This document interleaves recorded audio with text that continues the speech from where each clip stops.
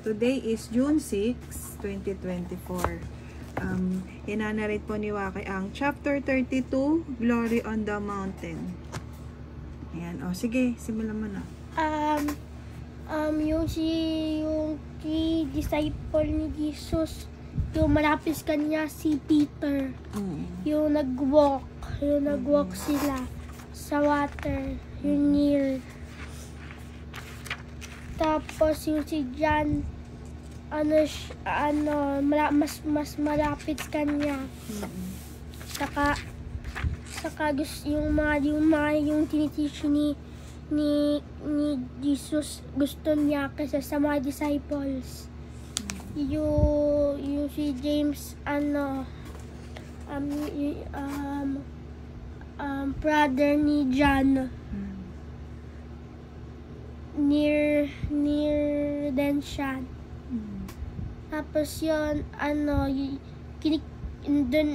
din yung tatlo na yun sa yung pinagaling sa kay Jairus.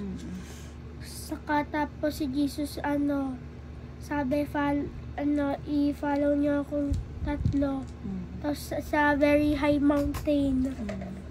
Saka meron silang nakitang change happened. Yung si Jesus, yung face niya naging yung bright, parang sun. Tapos yung damit niya gastis. Yung damit niya white. Saka mas maganda. Tapos mayroong dalawang prophets. Si Moses at si Elijah. Tapos yung sila Peter, John, saka James, nakita nila.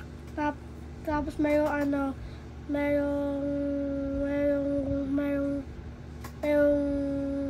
cloud. Di nila makita.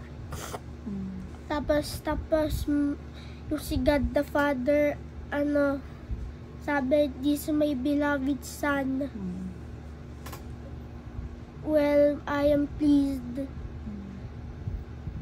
Tapos yung nila yun, nag-bow down sila kay Jesus.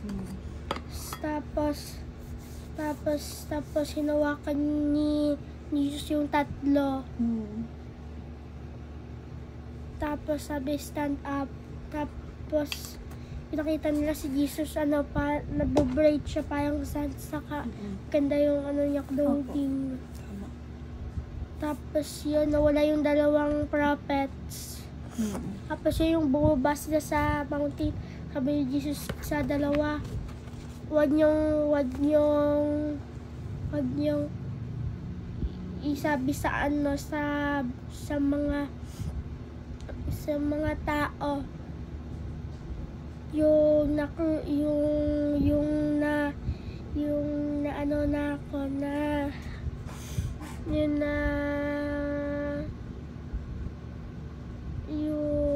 na-raise from the dead na siya. Tapos yun,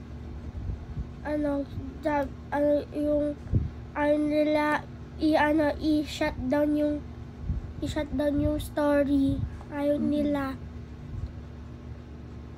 Tapos yun lang.